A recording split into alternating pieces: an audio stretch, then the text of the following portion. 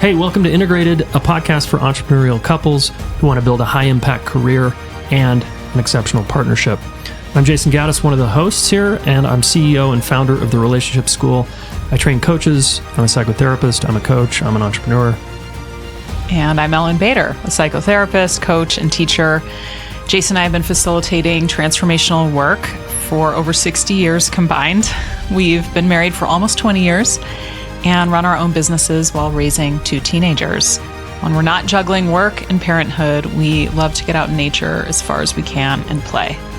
Our job here is to bring cutting-edge science, practical tools, and a deep view of how to juggle all of these things and have an awesome family, partnership, and business. We're glad you're here.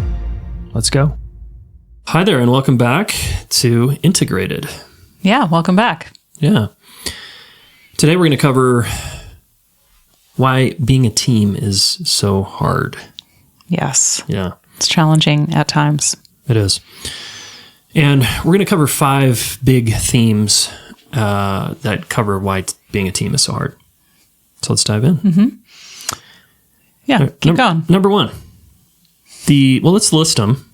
Okay. And then we'll dive into and unpack them. Okay. All right.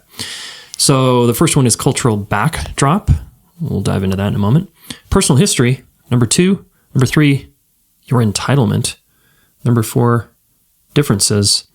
And number 5, how much time it takes to share. Yeah. All right. Yeah, this is what makes it difficult. First of all, there's this cultural, social background a lot of us here in Western culture are part of, which is, we promote independence and self-reliance. Mm-hmm. And it's really good to think about yourself and advance your personal goals and identity. And we're very, very into the individual in this culture. Yeah. And we don't think as much or talk as much about what's good for the group, how to be a good group member, how to really also consider what's good for others in addition to ourselves. It's a much less talked about and cultivated capacity, even though it's in us to do that. We're very social. We're very, we've spent much of our history as human beings in small communities working together and having an extremely incredible capacity to collaborate and cooperate and communicate. But that seems to be eroding from my perspective. Yeah. Yeah. And look, there's places in the world where we love watching people collaborate on teams, for example, right? Yeah, and it's musicians. incredible. And dancers wow, to have people sync up. We kind of obsess over sports, for example, like basketball or football. Is just like amazing how popular that is. Because it's really cool to watch teams work together to win. But when it comes to our homes, we're pretty bad at it. And out in the world right now, we see a lot of division and challenges. People working together. Quite possibly is eroding a lot in our view. Yeah. And if you're an entrepreneur, which you are if you're listening to this, or you're married to one or want to be one, there's a lot of promotion about the self-made man. And being self-made means I work hard by myself and I made it. I made a lot of money and I built a company or whatever. And then there's a lot of external validation around that. So it just gets reinforced all the time. How much you did by yourself, for yourself, or even though, how much you accomplished. Yeah, exactly. And even though, if we look behind the scenes, you didn't do it by yourself. You had a lot of help. And then we have this kind of aversion towards dependency, and it's like gross and bad, and you don't want to be needy and dependent, and independence and not needing anything is good. So we're living inside that culture. Which isn't really informed by how human beings actually work, how our relationships actually work, especially our attachment relationships, which is partnership and kids. And it's missing that real biological science of how nervous systems, brains, and human bodies operate best, how we operate best under stress. A lot of the way we function at our best has to do with our connections to other people and being good at that and having good community and relationships. So and chances are, if you're a successful entrepreneur and you've done well in your business, you did it because you have a great team. You actually didn't do it by yourself. You somehow built a team that, like, you guys were able to overcome obstacle after obstacle and create a product or a service that really was popular in the marketplace. And you had to work together to do that. And at the same time, even still, if you did that and you're an entrepreneur, especially if you lean toward the left brain or you're a male, there's a lot of self-focus that just goes on. My business, my hard work, me, myself, and I. Honey, I'm working all the time to provide for our household, and I'm doing this kind of all by myself. Yeah, and it's the most important thing. And it's more important than the world. Kids or what you're doing with your life. And so, it's just kind of everywhere. And it's hard to get out of that. And again, there's a lot of social reward. And support for just kind of work and, achievement and especially, financial accomplishments, all that. Yeah. So we're saying being a team is so hard because we're in this cultural backdrop that makes it hard, that promotes hyper independence and me, myself, and I. And self-focus. Yeah. Yeah. So that's the first one. Yeah. Okay. So we're all up against that. Yeah. We're just swimming in that. And then let's talk about our number 2, our personal history. This also makes it difficult to be a team and a team player and a teammate. And we all grew up with whatever family download we got. I call it the relational blueprint. And it went on for 18 years. And that transmission and that imprint, we just sponged that in all day, every day for, a couple decades. That's going to have a major influence on how we do adult relationships, especially when we're in close proximity. And we're not talking about, my childhood was fine. Look at how successful I am. And I can be on a team. I'm fine. Well, again, the place this gets really tested is in the marriage and with parenting. So we'll keep talking about that in this podcast.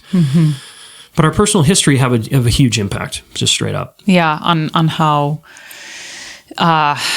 well we do teamwork, and some of our history is also just like what was modeled to us. Did we grow up in a home or in a community where we had really great models of people sharing leadership and collaborating and working things out well and repairing mistakes and problems and finding solutions that were good for, the leadership, the people in leadership and the team they were managing, whether it's a family or a group.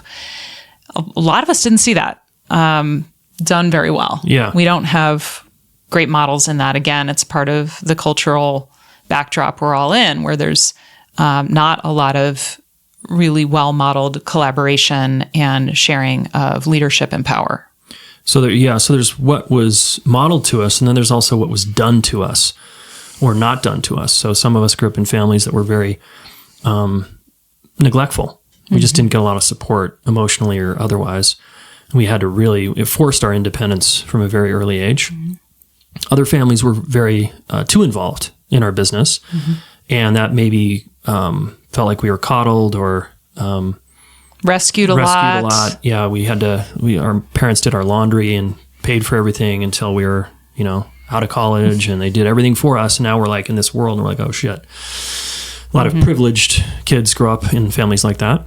And then there was traumas, we got hurt, we got hit, we got abused, we got yelled at. There's so many things that we went through that will impact how we show up in an adult relationship. And I think people underestimate this, especially those of you who don't remember your childhood and you're like, my childhood was fine. Well, if you think that might be, it's like, okay, cool. That's your narrative. All you have to do is look at your long-term relationship to see that that's probably not true. If you're compromised and you struggle in long-term relationships and you find them to be difficult, that's just a sign that somewhere in your cells, in your body, is a memory of how it went as a kid. Whether you cognitively remember that or not, your body will remember that. Mm-hmm. And your current life will often kind of show you where you're still integrating something, growing, learning, struggling. Yeah. And then our relational history also, we get downloads about how power is done and shared or not shared. Yeah. You know, I'm in charge, you're not, kind of thing with the parents, whether that was with the husband, wife, or the parent, child. You know, it's just like we got a lot of downloads. We learned a lot in those, 18 or so years at home. Our childhoods are very long for a reason, because there's a lot that we have to learn to be ready to be adults in this very complex world. And we're total sponges for a couple decades before we kind of, start to branch out on our own. And so we've taken a lot in. A lot of it went in, kind of under the radar unconsciously. And some of it was good and some of it wasn't. And those are things we're sorting out as adults. Yeah. Yeah. Yeah. I mean, some of us learn more by being on a sports team or being at church or something than we did in our home, because we learned finally how to share by being on a team, for example. So, again, there's the good, bad, and the ugly from our history, and it's going to play out. Yeah. All right. So that's number 2. Let's talk about number 3, Ellen. Yeah. You want me to start? Yeah. Yeah. So this one is about a lot of us have a real lack of understanding and education about how relationships work. We just never got a good class or mentoring or teaching around how human relationships work best, what they need, what they require, why they're important, how to build them, how to create them, how to sustain them and maintain them, all the capacities it requires. We just sort of, again, sponge this up kind of unconsciously by watching and by just kind of being thrown into things. Not a lot of leadership that we're given here. So we kind of just have a lot of entitled expectations or really sad, negative narratives about relationships. It could be any of the above and lots of other things. Yeah. And I always ask when I'm speaking, how many of you growing up had a family who repaired the injuries they caused after, they happened, like the conflicts? Raise your hand if, like, every time consistently you got someone to, see you and say, hey, I'm so sorry, and I here's my part, I yelled at you and I hurt you, and gosh, that must have been really scary for you. And no hands usually go up. Because, like Ellen's saying, that wasn't on the menu. And so we're coming into an adult relationship just way undereducated, and we're only relying on our history. And as we just talked about, if you rely on your history to make your marriage work, it's going to be a sufferfest, and it might not go as well as it could. Yeah. Also, because you each have your own histories and maybe your own ideas about how this is supposed to work, how it can work, what's possible. And eventually you do have to, it does help. You don't have to, I guess, but it does help to have a shared vision of what are we creating here and what do we want, and how are we going to get there. But this idea that, it can be hard to be a team because we just really never learned how to do partnership in a great way, leadership together in a great way. We see parents as leaders in their home, and that's, again, something we didn't maybe directly learn about and learn how to do with someone else that's different than us, that has a different background, that has ideas we don't have, that maybe would be great to incorporate. Maybe we really don't want to. How are we going to deal with that? And I think, it's hard to be a team as marital partners, in a love relationship, partly because, we have this attachment relationship going on. A lot of us don't understand what that means or how that operates. And that's a really different kind of relationship than even a best friend or a business colleague. There's just different vulnerabilities, and there's more that we depend on each other for, and we want to be handled much more in a much more personalized way when it comes to our deep attachment relationships. And a lot of us just don't understand that, and we can mess that up pretty quickly, or just constantly disrupt that and have it, and it can start to feel like, God, this is so hard and difficult, and we're always upsetting each other, and what's going on? And a lot of that is because people just don't understand how to handle the attachment aspect of this relationship. Yeah, and this is where your people will say, well, gosh, I don't know why my marriage is so hard. I get along great with everybody at work and all my friends. We're tight and we do all kinds of cool stuff together. And then they think, oh, it must be the person. I must have picked the wrong person. And it's more often the case that what Ellen's talking about here, it's you don't know how to do an attachment relationship, which is very different, as she's saying, than a friendship or a co-working relationship. It turns on different things in the brain and the nervous system, and it all comes out. And all the stuff from our childhood kind of tends to spill out. Yeah. So there's this, huge entitlement in people that, and there's just a naivety, and there's like I should be good at this, but it's like and then shaming yourself because you're not. But it's like, yeah, but if you're honest, did you get the education anywhere? No. Okay, then why are you shaming yourself? Like, this is hard for most of us, and most of us did not get any coursework on this. And so we're just on partnership and leadership together and being a team. Yeah. How to repair super well and all the things that go along with it that we'll be talking about in this podcast. Yes. All right, cool. Number 4.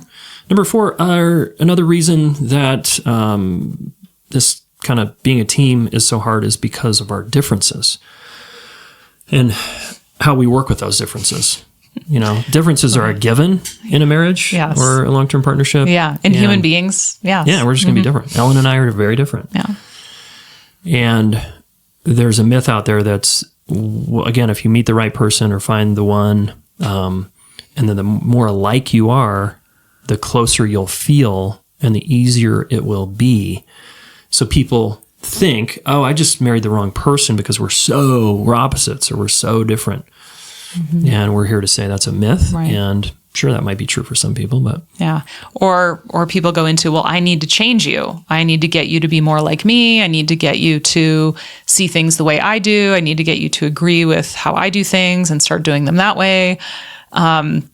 People start kind of working on their partner, which is, again, a mistake. And, better to try to understand your partner and where they come from and why they're put together the way they are and what's important to them and what their values are and how together you can help each other, move forward in life, have the kind of relationship you want to have, even with your differences. Actually, it's my belief that differences can make the relationship stronger. They make it more diverse. You can cover more. Like if Jason's good at things that I'm not, that's great.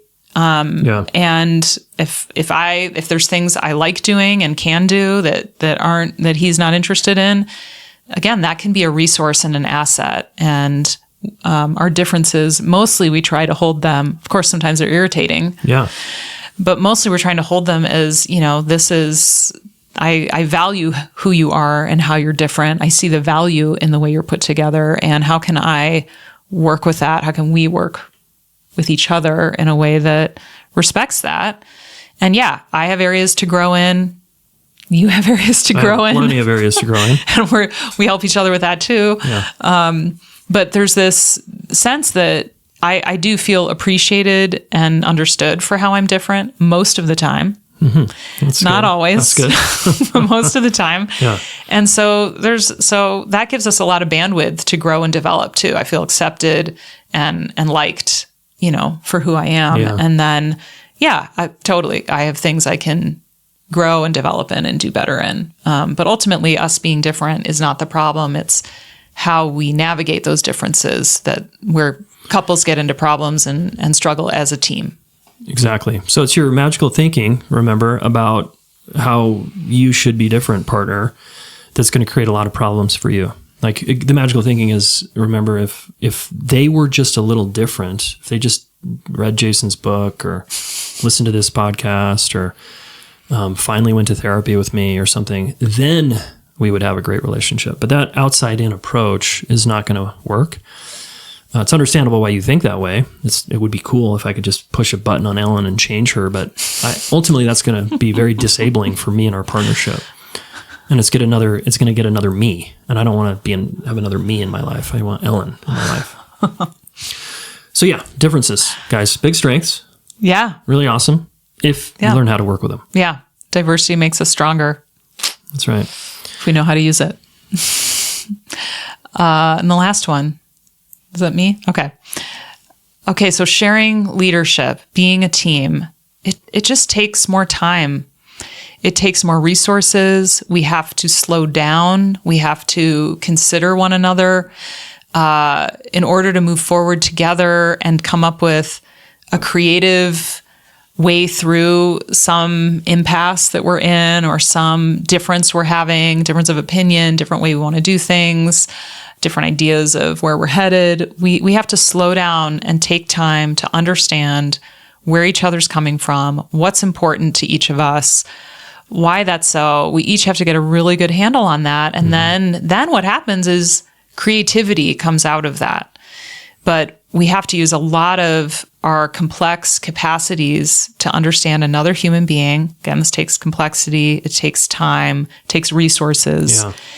But it's ultimately going to lead you somewhere that you could never have dreamed of by yourself, could never have come up with by yourself, and is probably going to be way cooler, more interesting, and more satisfying to both of you. So it's worth doing, but it's harder to do. Yeah. Yep. And it likely will be slower. And some of you ambitious entrepreneurs really hate that. You really don't like anyone slowing you down. I've had so many entrepreneurs tell me over the years like that they were like yelling at their team and God damn it, like you idiots. There's an impatience. The entrepreneur wants it done yesterday, and hurry up is like their jam, and they're able to move really fast and be pretty agile.